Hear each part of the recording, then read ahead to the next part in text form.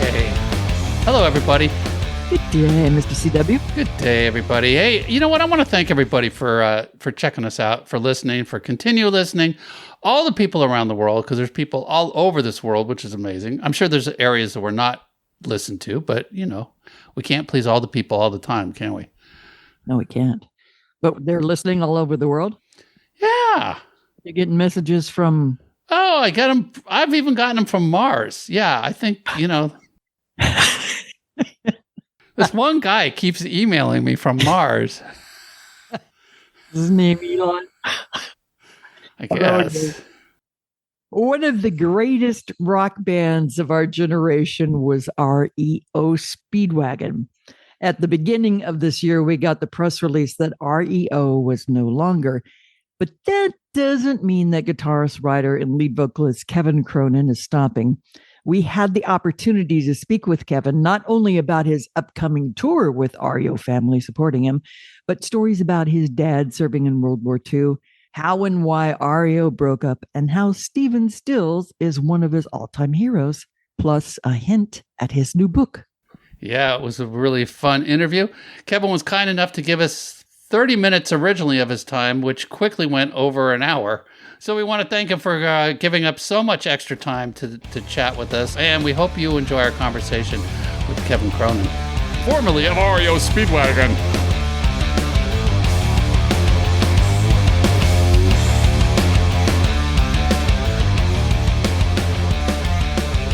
So look at us all fancy here with Zoom pictures and guitars on the wall. I got a couple of things back there.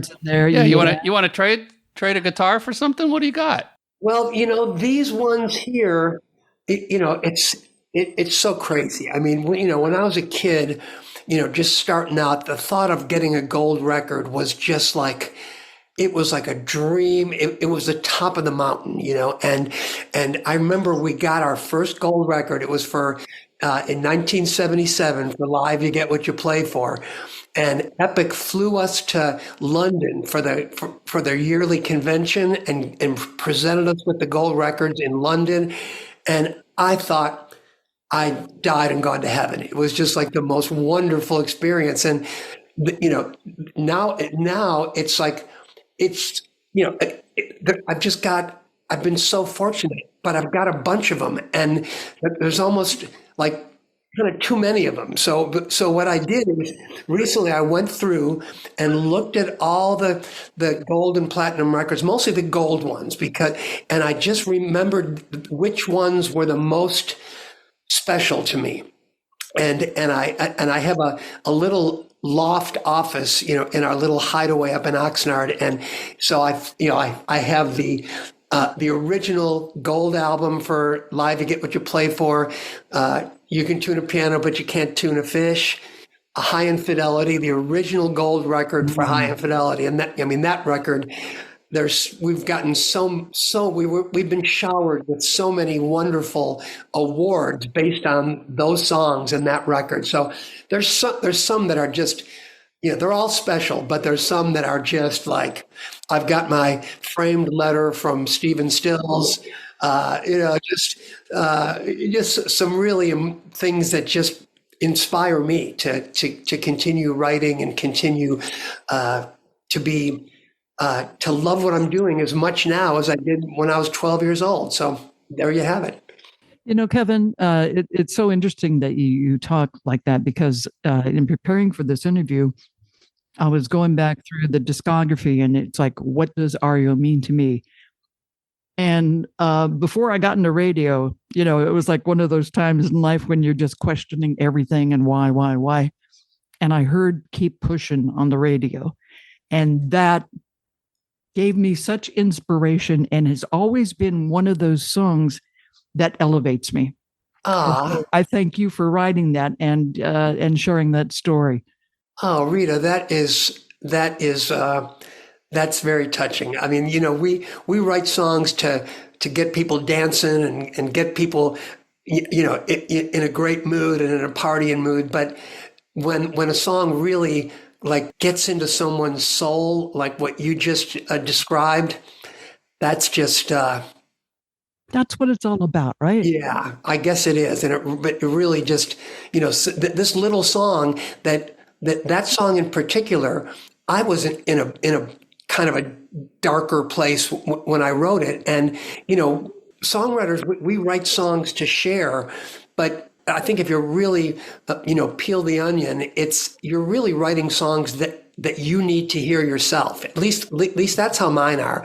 I learn about myself from the songs I write, because I grew up in such an atmosphere where everything had to look good on the outside.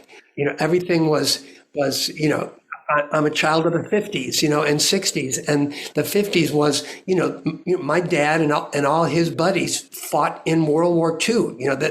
My dad was in a foxhole in Germany with Nazis shooting at him. You know what I mean? So when America came and kind of rescued Europe, and these guys came home, they were used to, you couldn't talk about what was happening in Germany. You couldn't write home and say and share what you were feeling, because if people at home knew what was actually going on over there, the support for the war, the military thought, well, we got to paint a picture that everything's going great and we're beating the Nazis and we're going to get Hitler and all this stuff, when really there were atrocities happening.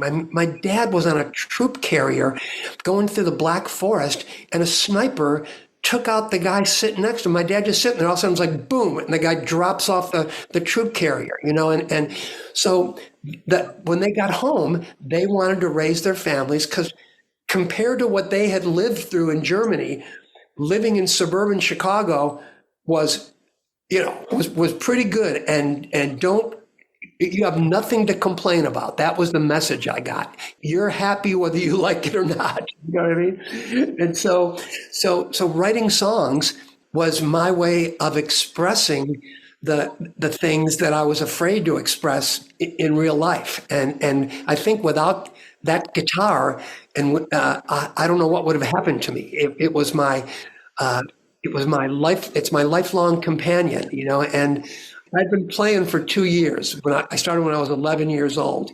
And when I was 12, my babysitter, who lived next door, she was about 4 years older than me. She knew I was playing the guitar, and she heard about this band that was going to be on TV on Sunday night. And she heard, she was older than me, so she was getting the news somehow. And I sat down, and you might have been there too, Reed. I don't know. I think I'm maybe a little older than you, but the Beatles came on February 9th, 1964. 1964. I was too young for Elvis, and I didn't know why I was playing the guitar. And then I saw that telecast, and I was like, oh, okay, that's what I want to do right there. Because before then, there were songwriters, there were musicians, and there were singers, and they all, the same people didn't, it took all those people, and the Beatles, they did it all. They wrote, they played, and they sang, and they performed, and I was like, something inside of me said, you can do that. I mean, me and 50 million other kids, but anyway, I'm rambling here. So at that time, did you express that to your parents, and did they go get you a guitar or something? Or how long after that you saw that? Was it 2 years after that? Well, no, I had been playing guitar already I'd been taking guitar lessons, and I didn't know why. But what's weird is, when the Beatles first came out, Capitol Records US didn't sign them. So they were on Capitol UK. So when those records started sneaking into the U.S. somehow, a little company in Chicago called VJ Records put out the first Beatles record. That's right. And so there was just this mishmash of releases from England, releases from America, and so I was taking guitar lessons, and every week I would come in and look and take a look at the sheet music stand, and I still have framed in my loft the original sheet music of "I Want to Hold Your Hand" in mint condition. But I couldn't really play it yet, because I'd only been playing guitar for like a year and a half, 2 years. So one day I see a piece of Beatles sheet music, and the song was called Please Please Me. But Please Please Me hadn't been played on WLS radio yet for whatever reason, probably because it was such a shit show of record labels. So I sneak the sheet music out. I go back into one of the lesson rooms, put it on the music stand, and I've got this little guitar, and I got the lyrics there, and I've got the sheet music, and I could kind of read music, but some of the chords I couldn't play yet, and I'm struggling with this thing. But I came up with, I learned Please Please Me. Well, the next week, the Beatles version came on the radio. My version didn't even resemble it in any way. And But it was still good. I apologize in advance for the blasphemous nature of what I'm about to say, but I kind of liked my version better. Very good. Love to hear it. Did you record your version? No, I went. I was 12. I didn't know. But the beauty of it was that when that happened, that's what gave me the idea that maybe I could write my own songs.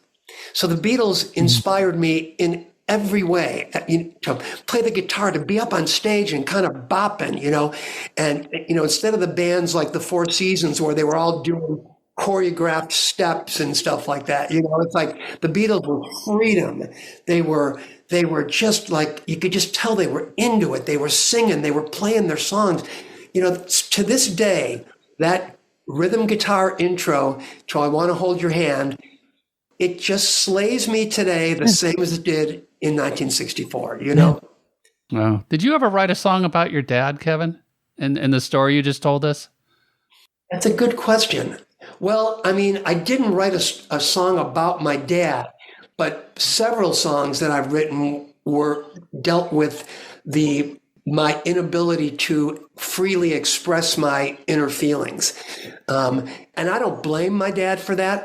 I've come to realize that he was a product of that environment, because he was a good guy. My dad was a good guy. He was just closed down emotionally. So I didn't connect with him until later in his life. And, later in his life, we became closer, and he started opening up about his experiences.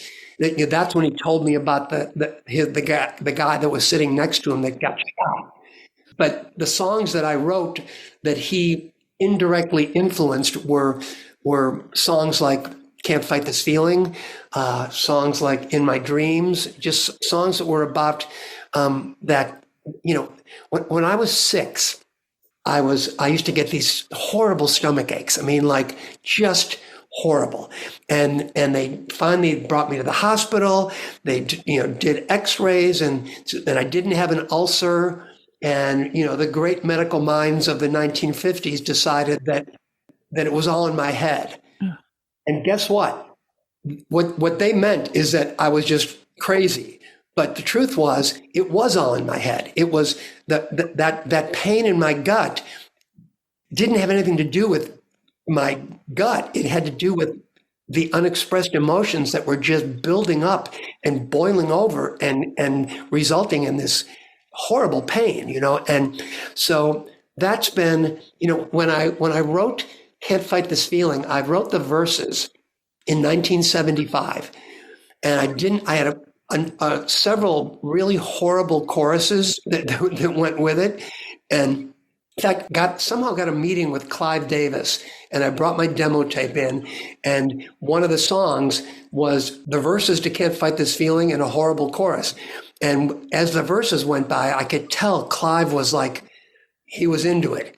And as soon as it got to the chorus, he reached around behind him, pressed stop, and I knew, but I never really knew what that song was about.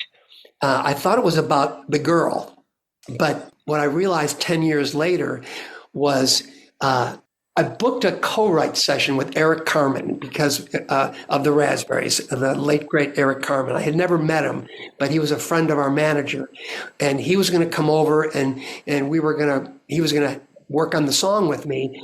And that day I woke up in a pool of sweat. I was shivering. I felt like I had a bad case of the flu. And I got out of bed and I hated to do it, but I called and canceled the co-write session.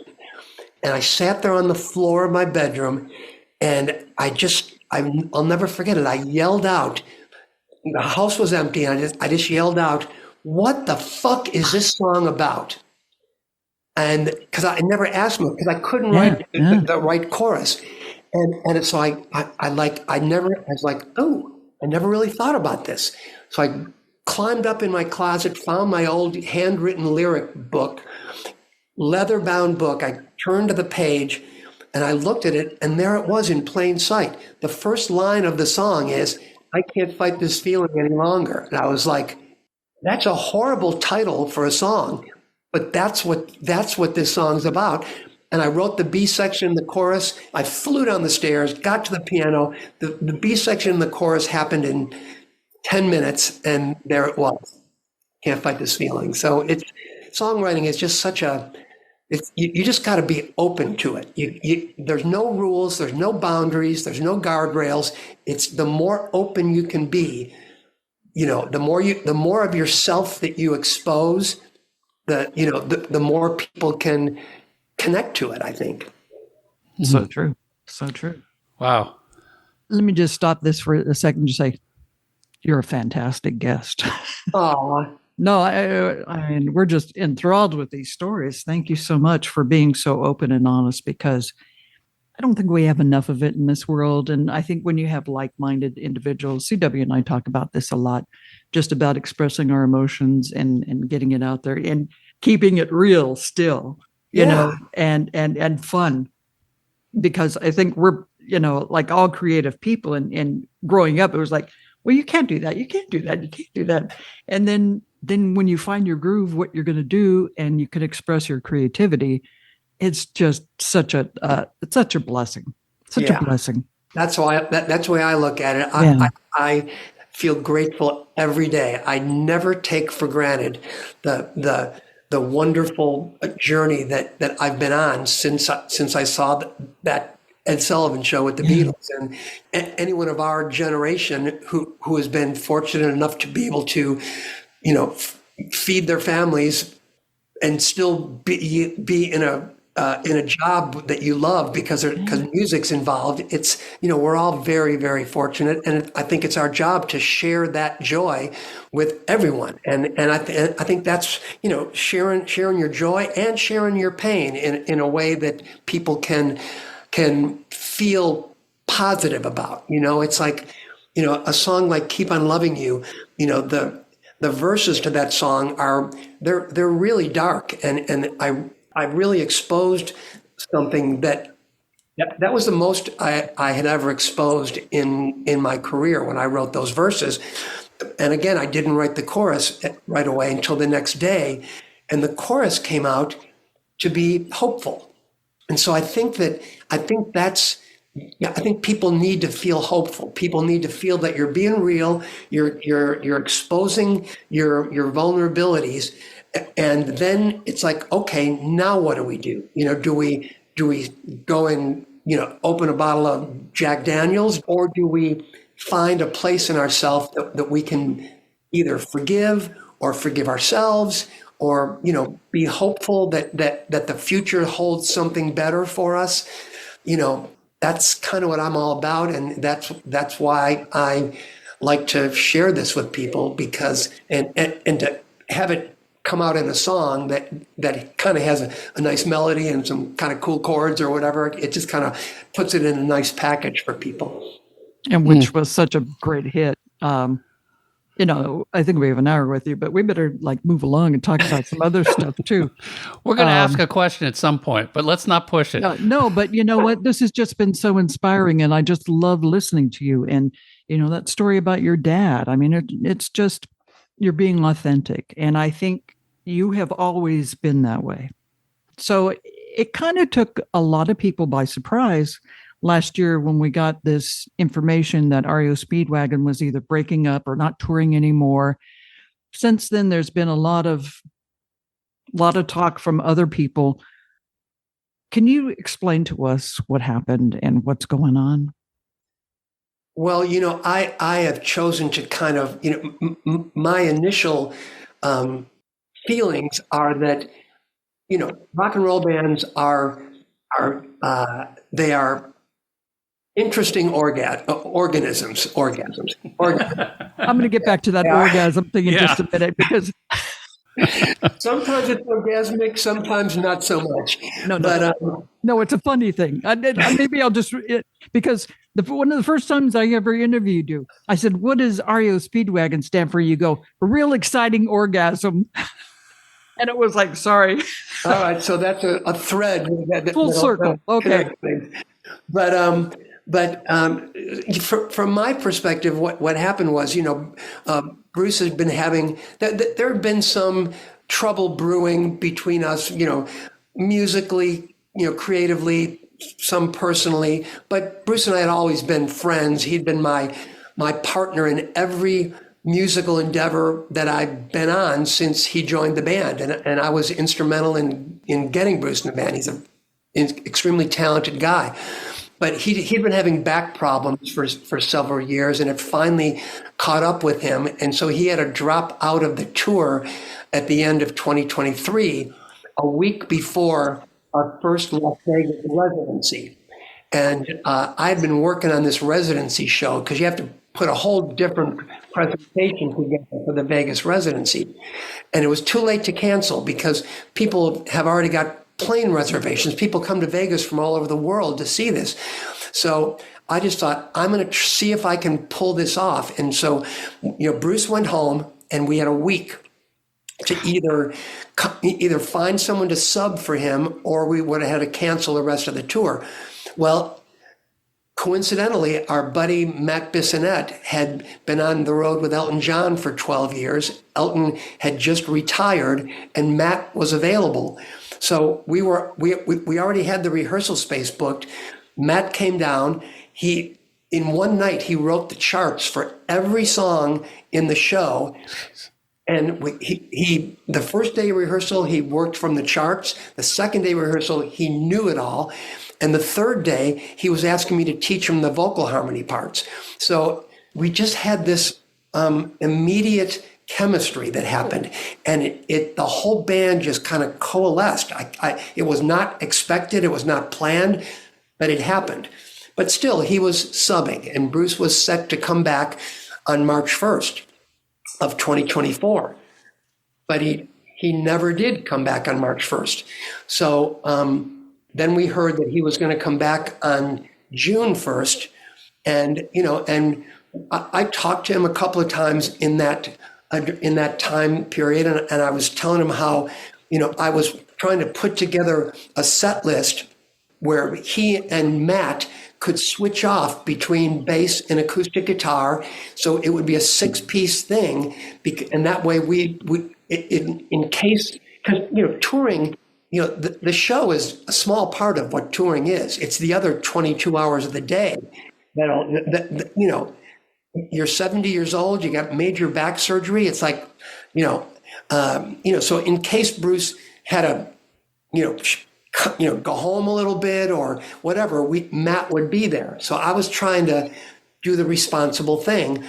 And then next thing I know, I understand through Bruce's attorney, who he hired, that Bruce had chosen to stay home and sit out the 2024 tour as long as he got paid in full, as if he were touring with us.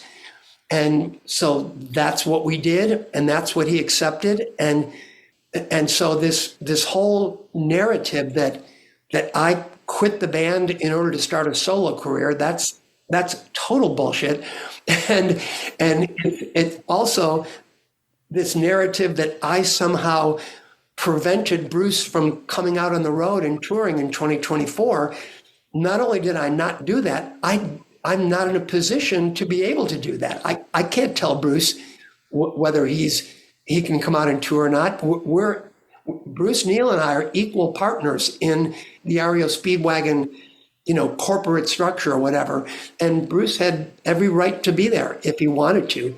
But I understood that he wanted to stay home, and that made sense to me. You get major back surgery, stay home until you're ready to go. And this notion, and I think there's one thing to have your doctors clear you to perform, but a doctor doesn't know what touring is like. That just means he's medically able to do it, but that doesn't mean that you're ready to do it. And so this I think Bruce could have, with one forthright post, he could have really lowered the temperature with this whole online hate thing that's been aimed at me personally. And there have been personal attacks that people are they're talking out of their ass. They don't really know, and they claim to know. And there's been a lot of really harsh things said about me. And, I've developed a pretty thick skin over the years, but this online hate speech it's like my kids have to see that. My kids' friends see it, and some of my friends see it. And it's, I don't take it personally, but I don't like it. And I think it needs to stop. And I think if all Bruce would have to do is say, hey, it was my decision to stay home in 2024. I got paid in full as if I were out there, which was a ton of dough. And that was my choice. And if he said that, the whole thing would go away. But his feeling is that, and I can speak because this is what I guess I understand, that he feels like if he's not the sole bass player in REO Speedwagon, then it's not REO Speedwagon. And I think that's in complete contradiction to what happened for the last 15 months. We toured with Train last year, and I mean, they're a great young band, and we rocked it, man. We were, they're 20 years younger than us, but it didn't look that way, or sound that way. And I hooked up with a vocal coach. I've been working with Jeffrey Allen for the past 4.5 years. So my thing is, I'm never content with the status quo. I always want my songs to sound at the best of my ability. And so if I'm going to push myself, then I kind of expect the same from everybody around me, whether it's bands that I'm touring with or members of the band that I'm playing with, whatever. I'm not content with resting on the past. I want to move forward. And anyway, there's no short answer to your question. But suffice to say that my feeling is that if two guys in a band come to the point where they just can't work together anymore, and one of the guys is capable of keeping the band going into the future, and one of the guys is not, then it's incumbent on the guy that is not to kind of support the guy who can keep it going. Because in our case, if anyone leaves the band, REO Speedwagon, and REO Speedwagon continues to tour, they get paid a bucket of dough to stay home. It's a beautiful thing that we've put in place for one another, just because you never know. Someone could get hurt. Someone could want to retire. And there's a retirement package that's built in. But if what happened is I wanted to keep it going, and I got outvoted. And so now I want to keep playing. I want to keep sharing these songs and sharing these music and continue the momentum that we started in November 23. But I can't call it REO Speedwagon anymore, it's honestly devastating for me. I've never been in a situation where I feel like something that's happening is not in line with the universe. Like the universe is saying that.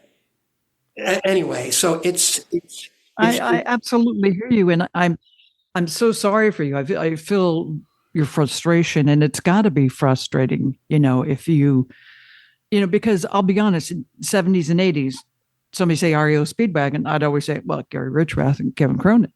80s, 90s, well, it's it's obviously Kevin Cronin. Dave Amato, I really love a lot too. We interviewed Dave at NAMM, and just great guys. And the Bissonnettes are some of the greatest people in the music business, and all those other people. And people want to hear the music. I mean, it's like and this tour that you've got upcoming, that you can't say REO Speedwagon, you have to say Kevin Cronin. I think more than enough people know Kevin Cronin is REO Speedwagon. I mean, I can say that, maybe you can't, but that's kind of you to say that. But I tell you what, it's the Kevin Cronin band, and it's the same guys who toured as REO Speedwagon last year. It's Dave Amato, who has done a heroic job of walking that fine line between honoring the work of Gary Richrath, who, by the way, the fact that he's never mentioned in the conversation of the great rock lead guitarist performers of all time. I mean, if you saw REO Speedwagon back in the 70s and 80s, I mean, Gary, he would dance with those Les Pauls. He would caress them. He became one with them. And he was so unique and such an amazing showman and player. Anyway, so when Dave came on board, he had to find a way, like I say, to honor what Gary did, and also kind of inject his own vibe into the music. And he's done such an amazing job. Dave's been with me for 35 years. He'll be with me this year, as will Brian Hitt on drums. Same thing, 35 years. Derek is with us for going on 3 years. Matt, a year and a half. The crew is all staying with me, the management organization with me, the booking agency, the promoters, and maybe most importantly, Tommy Shaw of Styx, because obviously it would be easier to sell tickets if you were Styx and REO Speedwagon this year. But the Styx guys put their faith in me and in the Kevin Cronin band, and I have, Tommy and I go back a long time, and we've had each other's backs a number of times. The first tour that Styx did with Lawrence, who was amazing, Lawrence Gowan, but without Dennis DeYoung on vocals, the first tour they did was with REO Speedwagon, and we did a kind of what would you call it? Like a trial gig in Duluth, Minnesota, and they killed it. I mean, they were so good. And not to take anything away from Dennis. Obviously, he wrote some great songs, and he was the front man of that for years. But they created something that it's still the essence of Styx, but something different. And so it's kind of coming full circle this year. And we just have to, and I appreciate you guys giving me an opportunity to talk about this and let people know that if you want the REO Speedwagon experience, if you like the REO Speedwagon music, if you like the REO Speedwagon vibe, the only place to get it is with the Kevin Cronin band, because there's no other REO Speedwagon out there. There's no one else, touring as REO Speedwagon. So even though I have to say former, I don't know, the word former has to be in the billing somewhere. Lead singer and songwriter. Yeah. The voice, the face, the chief songwriter, that guy, Kevin Cronin.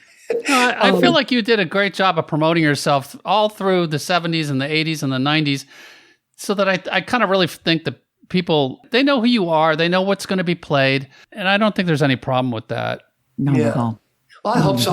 People are connected in a way to REO Speedwagon, and the words REO Speedwagon conjure up this positive energy and this hopefulness and this a certain level of quality in the concert. And I just have to let people know that that's not going to be missing. I'm going to be playing those songs. I love those songs. I'm fortunate that the songs that became big hits for REO Speedwagon are I either wrote them or Gary wrote them, and my influence on Gary's songs and Gary's influence on my songs, we never co-wrote in the traditional sense, but our influence on one another made those songs, my songs better and made his songs better. So I feel this connection to his songs. I feel like a caretaker of his songs, and I want to protect them, and I want to perform them, and I want to give that experience to people. And because those songs like Take It on the Run, Riding the Storm Out, those two were Gary's, and of course, Roll the Changes, Time for Me to Fly, Keep on Loving You. There's a bunch of songs that mean a lot to people. Keep Pushing will be on the set list, so you better come, Rita. Yes, I'll be there. Yeah, no, exactly. When I say come, you know what I mean, of course. I know. Real exciting orgasm. Back to the orgasm we go. It's like I asked somebody. I remember asking Bob Coburn. Bob, that's what he told me. Kevin, is there one REO song you're like, I'm done with that song. I'm never going to play that again live? You know what? There's one song that is a part of the Vegas residency show. It's my wife's favorite song of mine that I've ever written.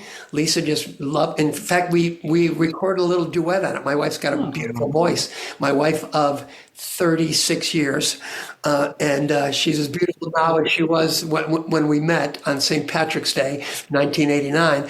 But it's a song called "In My Dreams." And I wrote it as a little acoustic kind of soft lullaby song. And then I got together with Tom Kelly, who wrote Like a Virgin. Him and Billy Steinberg have a catalog that's amazing. They wrote for Madonna, for Whitney Houston, for Cyndi Lauper, and just incredible. So he and I got together to write a chorus for it. And the melody, the song is such that in order for the verse to be in the right key for me to sing, the chorus is way too high. And in order for the chorus to be right for me to sing, the verses are way too low. So it's not like I don't want to perform it live. It's just such a challenge that I'm still working on being able to sing it correctly. And I kind of did it in Vegas, but in Vegas we do a whole acoustic set. Oh. And so that's something that we can't take on the road. So I have to figure out a way to sing it with the full band. But to your question, CW, we don't have a song that's like, I wish we would have recorded this tour because I don't want to sing it anymore. But I won't mention any names, but I know, but friends of mine who have had big hits with songs that they never want to do again, but they have to. I'm fortunate that we do have a core group of songs that if I don't play them, there will be an angry mob waiting for me outside the tour bus after the show. So I'm aware of those songs, and we're going to play them all. We're going to play the entire High Infidelity album, the hits that I just mentioned, and hopefully in the fall, when we have a little bit of a longer set time, I'll be able to sneak in a song that Richard Marx and I just finished within the past couple of months. Richard and I go back to his first tour. He opened for us in 1987 when he had Don't Mean Nothing. Don't Mean Nothing. I heard it on the radio, and I'm like, he's a Chicago boy. Let's do this. And we've been friends ever since. But we never wrote together. And Richard called me recently, and he's like, dude, let's get together and see what happens, and so I'm like, all right, but it's hard to write with a friend because it's such a, co-writing is such a naked experience, and if it works out, it's the greatest thing in the world. And if it doesn't, it's horrible. But, Richard and I are close enough friends at this point. Our wives are friends. So it's like, all right, let's do this. So we did. And when I sent him the finished lyric, we talked on the phone, and he's like, KC, is this the best song you've written in 20 years? I'm like, Richie, is this the best song you've written in 20 years? And we both said yes. And it's a powerful, it's a rock song. The only thing that Richard said to me when we sat down to write it was that he wanted the song to have a masculine point of view. Well, my idea of masculinity is that you are strong, but you're not a bully, and that whole kind of fake masculinity that is kind of out there in the world right now, that not to mention any names, but my idea of masculinity is if you're lucky enough to partner up with a woman or another man for that matter, who lifts you up and who brings the best out of you and doesn't necessarily agree with you all the time, has the is not afraid to tell you how it is. Well, man, that makes you a better man. Oh, and hopefully, you make her a better woman, or you make him a better man, depending on what, I don't care who you partner up with, as long as it's someone that brings the best out of you. And that's what this song's about. It's called All Because of You. Okay. I'm going to look. Where's it going to be released? Is it on an album, or is it just on like Apple Music, or? Well, we have Richard's version done, but the thought is that with this new band, the Kevin Cronin band, this song, I wrote it when I was part of the Kevin Cronin band. So I said to Rich, I go, hey, I want to record a version of this too, where I sing lead and you sing. I sing all the harmonies on his version, and he'll sing the harmonies on my version. Do it with my band, and once we got both of those completed, maybe we'll do something a little different with the release, because we're not in competition. It's like, I don't care which version, if either version or both versions or whatever. We're not in competition. It's totally a love thing with Richard and me. So we'll see. We got to go in the studio and record my track, and then hope, sometime. I imagine it's not going to be released before this summer, but if we're lucky and we can line up the schedules, both versions will be released at the same time. Awesome. That would be kind of interesting. I think. That'd be really cool. Really cool. I look forward to that. Brotherhood of Rock is the big tour that's kicking off with you, the Kevin Cronin band, Styx, and you guys are going to carry over from what you're doing, what you did at the Venetian, and that is Styx did The Grand Illusion in its entirety, and you're going to do High Infidelity in its entirety on the tour as well, right? Correct? Exactly. We're both going to play. We're each going to play the album in its entirety, and then a section of the show that's just the hits that people want to hear. So you'll hear every album cut from High Infidelity, every album cut from Grand Illusion, and then you get to hear your favorites, in the second half of the show. So that's the plan. It's pretty cool, I think. It's something that we've only done in Vegas up to now. So people have had to come to Vegas to hear that. Now we're kind of bringing it to you in your town, and we're out there, man. We start in Greenville, South Carolina, I think May 26th, and we end up in late August in, I think, Milwaukee, which that's kind of home turf, for us.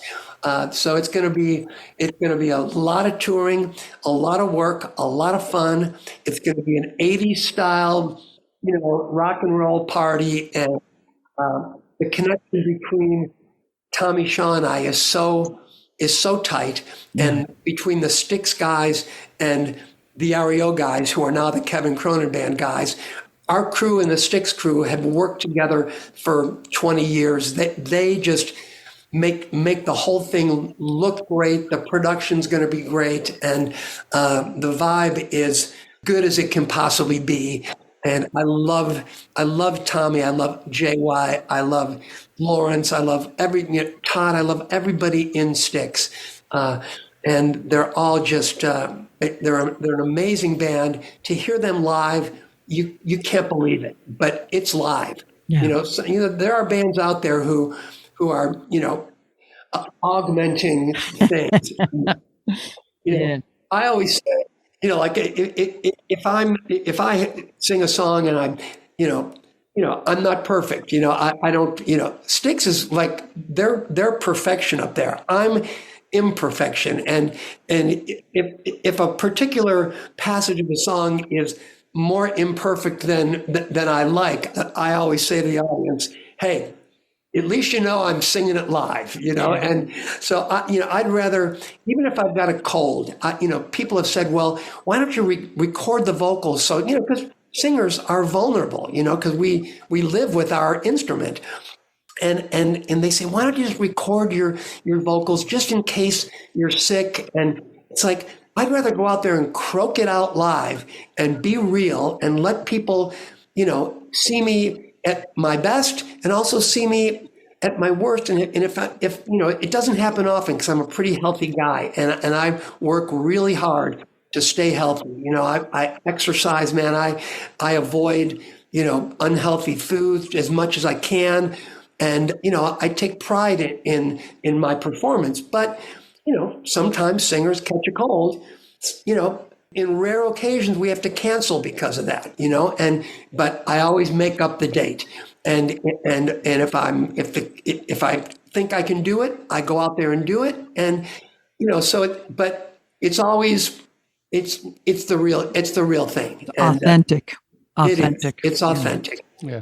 All of it, the emotions, the feelings, everything. Just Are you going to play with Styx, like literally, like at the second half or after each of you play your own albums? Are you going to play together? You know what? That we haven't. In the past, we've done that. As a matter of fact, Tommy and I wrote a song together that we used to do for the final encore, called "Can't Stop Rockin'."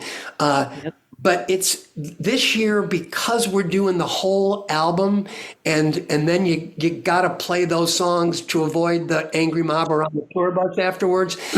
We may not have that because with these Live Nation amphitheater tours, the time schedule is it's military. It's and I don't like it. The first time we did it, I used to always be 5 minutes late and then go 5 minutes over, and I got so much shit about it that they had a time clock that I could see from the stage, and it's like, and I finally realized that there's reasons why there's curfews and curfew.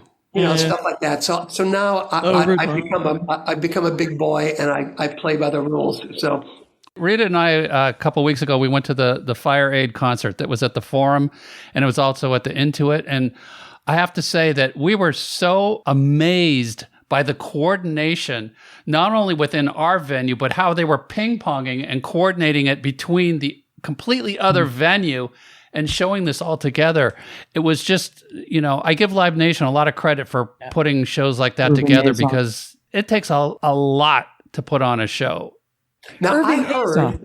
What's that? You went to school with Irving Azoff, didn't you? Well, Irving's first management clients, because he's from Danville, Illinois, which is down the road from Champaign. His first two clients were REO Speedwagon and the late great Danny Fogelberg. Yeah. So we go way back with Irving, and he doesn't manage us at this point, but he's still. If we need help with something, he's been there for me a couple of times, and I've been there for him too. For do benefits at his children's school. We go way back, but what I wanted to ask you is I couldn't make it to those shows because my wife was under the weather, but I heard that Stephen Stills was like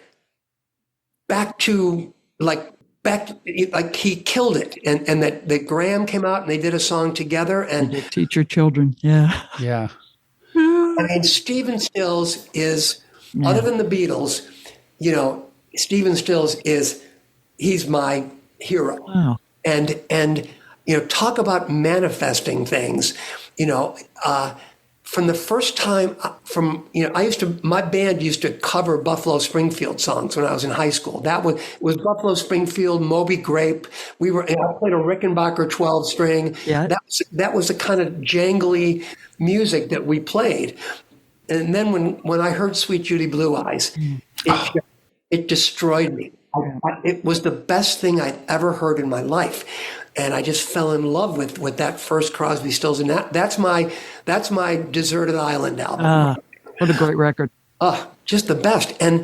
But I always wanted to connect with Stephen, just because I was such a fan. I saw their first show at the Auditorium Theater in Chicago. Oh my God. Check this out. Crosby, Stills and Nash. Their second show was Woodstock, right? Right. The first Crosby, Stills and Nash show, Joni Mitchell opened. Special guest Neil Young.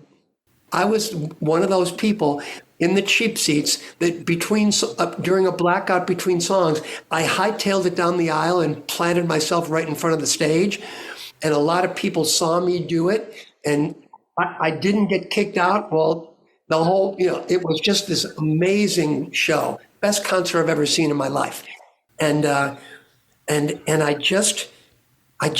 Stephen was such a inspiration. Love the One You're With was such an inspiration. His songwriting is so underappreciated. Yep. His guitar playing, his singing. He's a triple threat. And I wish I had more time because I write about it in my book, which will be released eventually. Oh, good. But I tell the whole story of just this thing that happened between Stephen and me, and at the end of it, I end up in the studio with Crosby, Stills and Nash, recording a song that I co-wrote with Stephen called "Haven't We Lost Enough," which appeared on that album that I worked on in the studio with them, and it was on their compilation.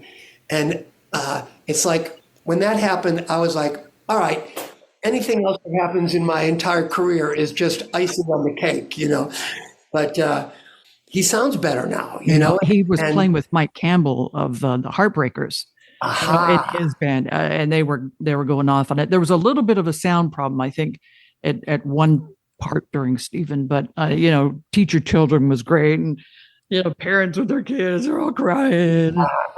It was just sweet. It was sweet. Okay, we're almost out of time, Kevin. But we at the end of the show we do the bonus round. So now we're gonna come out with the fun, fast questions. It doesn't mean that the answers have to be fun or fast. But it would help a little bit. I mean, Well, we could get more questions in, but these are not yes or no questions. So okay. Let's start with who would you want to meet that you've never met? Wow. I mean, I would have said Stephen Stills, but I did meet him. Yep. Who else?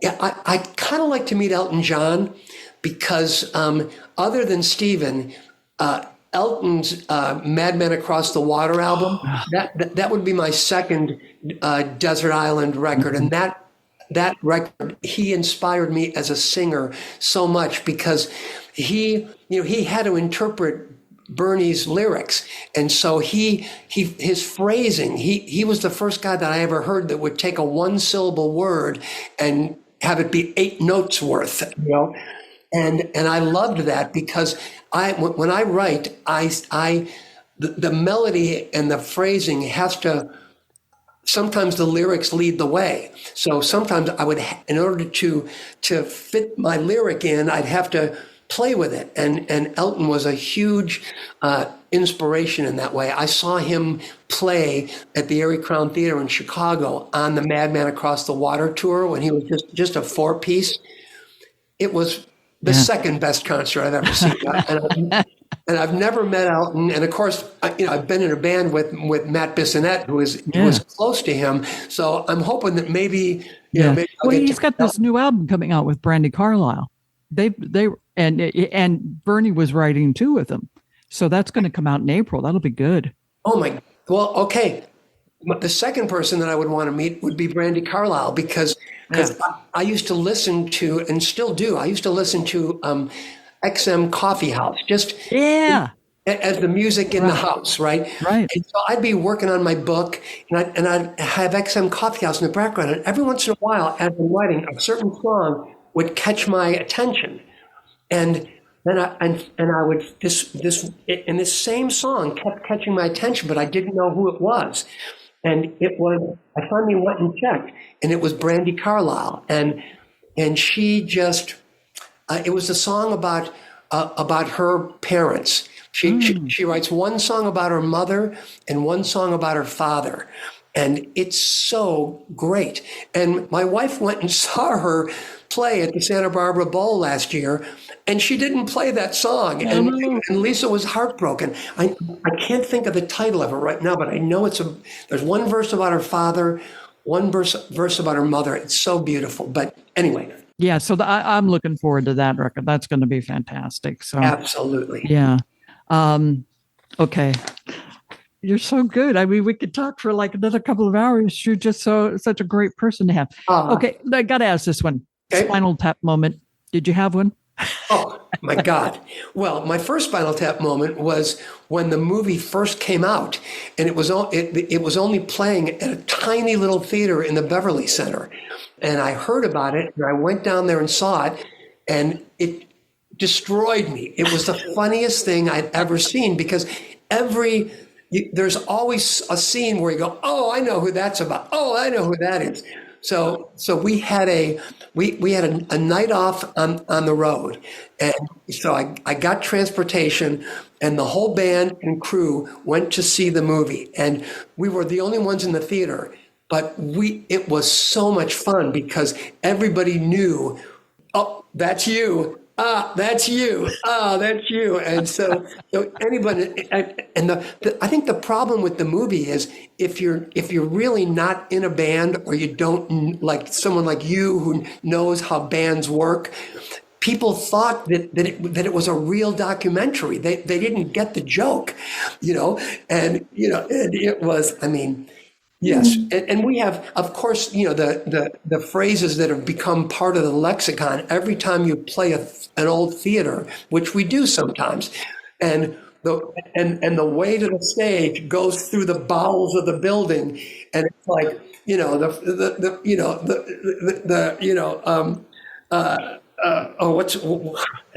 11.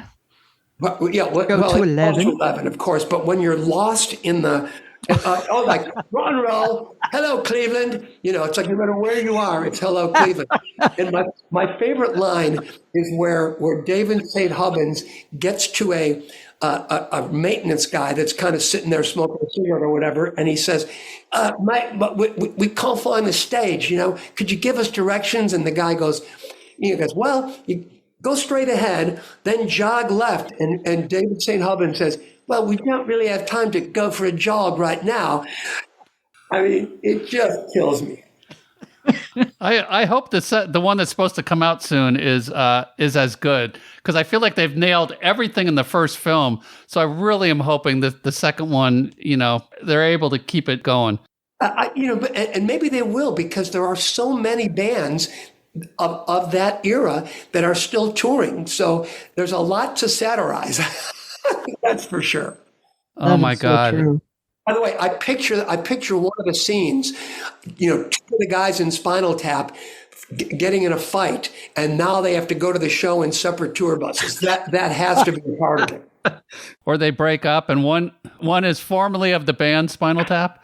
Right. That was a little close to home for me, CW. Yeah, I don't know who would influence that one, but what band do you regret never seeing live? Well, I never saw the Beatles live, and people that I knew saw them. Even though everyone I know who saw them live in a baseball stadium or that type of venue said that the PA system, that there was no such thing as big PA systems yet, because nobody played for that kind of crowds. So you couldn't really hear them is basically what I heard. I saw Crosby, Stills and Nash. I saw Tom Petty and the Heartbreakers. I saw Bruce Springsteen. I saw Fleetwood Mac. How about Led Zeppelin? I never saw Led Zeppelin. You can go never see saw the Led movie. Zeppelin. yeah, I want to see the movie. Now, is that streaming at this point? No, it's IMAX. out of IMAX, but tomorrow it's supposed to go in theater, so streaming soon, I'm sure. Ooh, IMAX would be cool. Yeah. It's hard for me to I'm just as a singer, I have to be so careful. Obviously I have to go to restaurants and airports, and Right. I still wear a mask in an airport. And when people are boarding the plane, I got a Oh, mask. yeah. Once we take off, I lose the mask. But it's like, you guys too, you make your living with your voice. And so a movie theater just kind of scares me. So I'll wait. We got a decent sound system here. So I'm looking forward to seeing that movie though. Yeah, excellent. This has just been more than I had anticipated. I knew that you'd be so cool and stuff like that. And I'm sure they're telling you got to go. But thank you so much. Well, guys, I want to thank you both so much because, everyone who's having faith in me right now is, it's a little risky because, REO Speedwagon's a sure thing. Kevin Cronin Band, if people come to see us, they're going to see that it's the same experience that they were hoping for with REO Speedwagon, and then some. So I really appreciate this. It's my job right now to spread the word because Tommy Shaw and the Styx Boys have had faith in me, and I don't want to let them down. I don't want to let our fans down. And all I can tell you is that I'm going to be giving it everything I got. I've got a great band: Dave Amato, Brian Hitt, Derek Hilland, and Matt Bissonette. We got a great crew, that same REO Road crew that just is a well-oiled machine, and it's going to be a great summer. And have faith in the Kevin Cronin Band. We will not let you down. You never have, Kevin. That's the beautiful part. Yeah, I mean, you've always been there for everything, and you've always come through because you're authentic, and people understand that and respect that, and they're going to love that you're out there singing those songs because you are the voice of REO Speedwagon, or as we knew it, REO Speedwagon before. Yeah. No, it's like it's your band. Come on.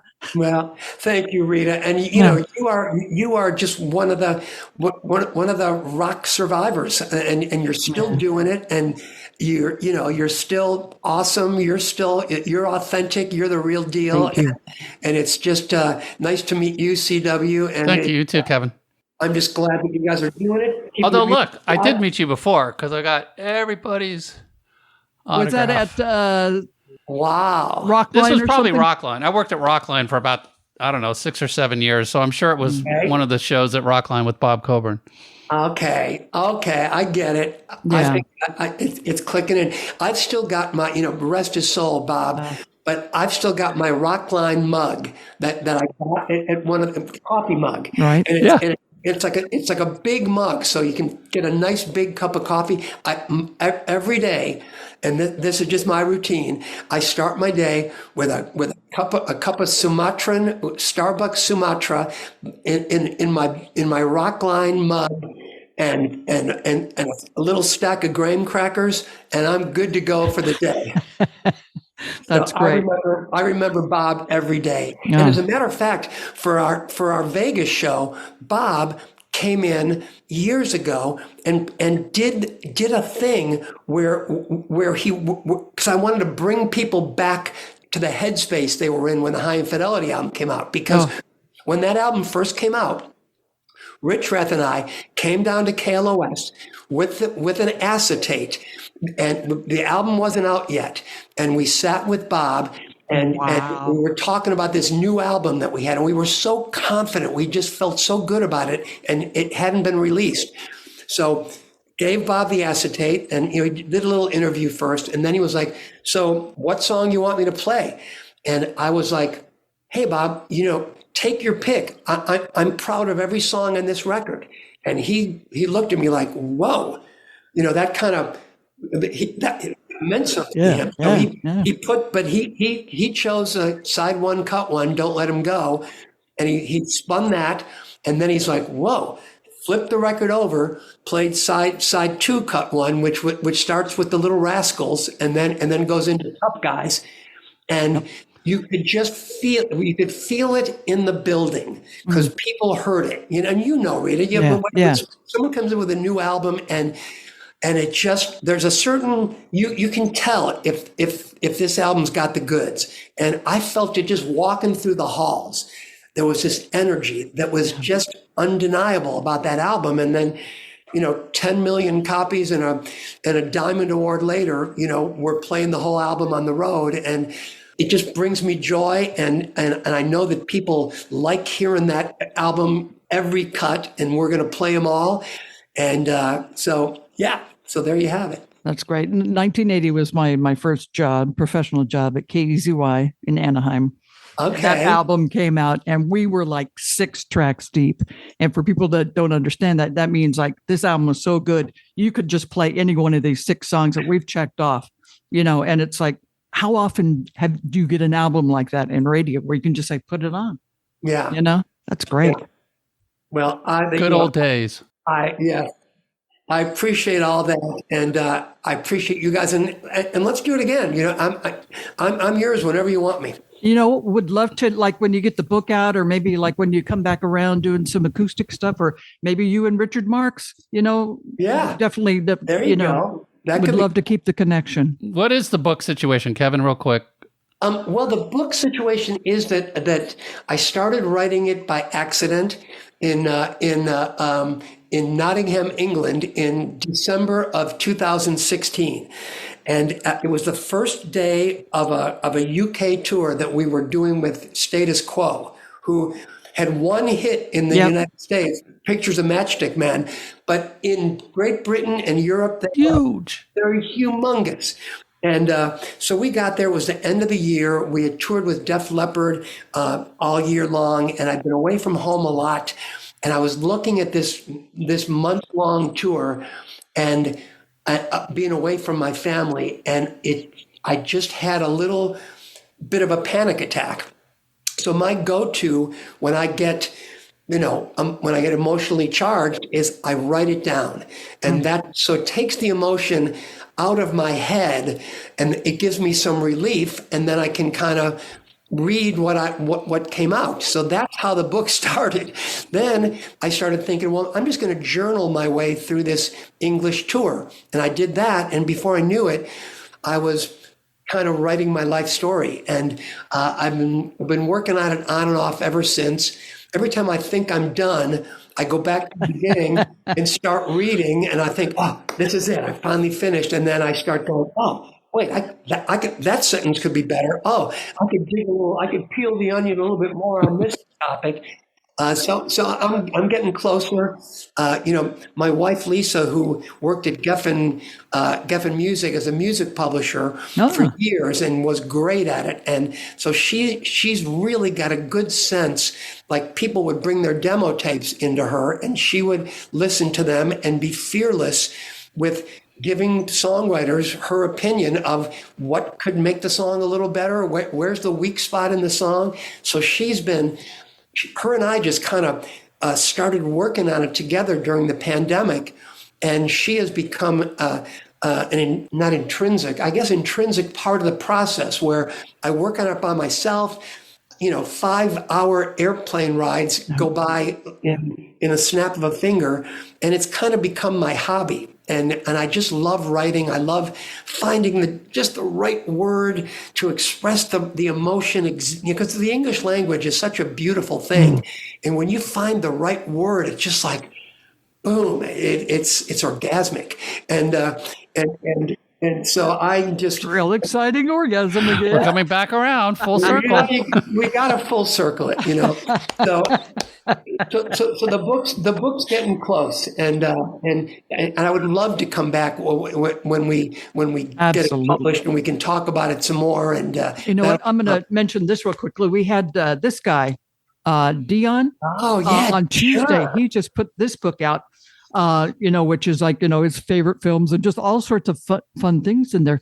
But one thing he said at the end is that we made it an audiobook too. And so don't forget that when you're, then you can like go off on all these little tangents and stuff. Absolutely. Because Richard wrote a book, and he told me that you really have to choose the producer of your audiobook wisely, because I think it took him a couple of different producers to get the right guy to do it, if I remember correctly. And of course, if you have a voice that people recognize, that makes the audiobook even that much more special. So I'm going to, of course, do it myself. Yes. But I'm gonna take Richard's advice and have it produced by, because that's a whole different art form. Producing records is one thing. Producing audiobooks, that's what Richard told me. It's a real specialty art that you can't take for granted. So yes, I will definitely be doing that. You're just the coolest. We could hang out with you all the time. You guys too. I just feel comfortable. I feel like we're just hanging out in the living room and shooting the shit. That's it. That's the way it should shooting be. Shit. Shooting shit. All Kevin, right, thank you Thank so you, much. Kevin. I will see you guys Best of soon. luck. And yes, best of luck to you guys. If there's anything I can do, you got my number. Give me a call. Great. Thank you so much. What an incredible hour spending with that guy. I mean, he's just sincere. Really love and respect him a lot. Yeah, and I'm gonna miss the REO name, but like we kind of talked about, I think when you're the lead singer, you kind of can take everything with you. It's like start a new band, you still singing the REO hits. So unless you're, on the circuit of, just playing the hits, which, a lot of bands out there play music from that band, say that they are that band, featuring members of the band, and not then have anybody in the band. No original members. We're getting down to. Yeah. So there are bands like that. And then there's, I want to say the new Kiss band, but now the old Kiss band is playing back as Kiss. So who knows what that means anymore. Anyway. We'll have to find out. Kevin's tour, along with Styx and Don Felder, begins May 28th. Check out his website, kevincronin.com, for tour information and ticket availability. And a special thank you to Eric Stein and Peter Rinker for helping coordinate the interview. You can also follow Kevin on social media, Instagram and Facebook. It's just Kevin Cronin, REO. Check out our show notes on our website, rockandrollconfessional.rocks. There you can find links to some of the subjects talked about on today's show, along with tour dates, links to videos, and lots more. Yeah, and please support the podcast right now. Just quickly subscribe if you haven't already. Write a review, quick review. I know Apple does it. I'm not sure who else does it, but wherever you're listening, if you can write a review, please do so. And follow and comment on Instagram and Facebook. We appreciate it. And share our posts with some friends. Like right now, just send a post to one of your friends. Say, please listen. Especially this show, because it's really good. Kevin Cronin. Yeah, it's good. It's good. And more good shows coming up, right? Ooh, yes. Yeah. So thanks everybody again for listening. We really appreciate the support, and we will be back very soon. Bye-bye. It'll be Rita Wild and CWS, both formerly of KLOS Radio. Formerly. That's right. We'll say that. Formerly. What used to do. She's losing her cookies again, kids.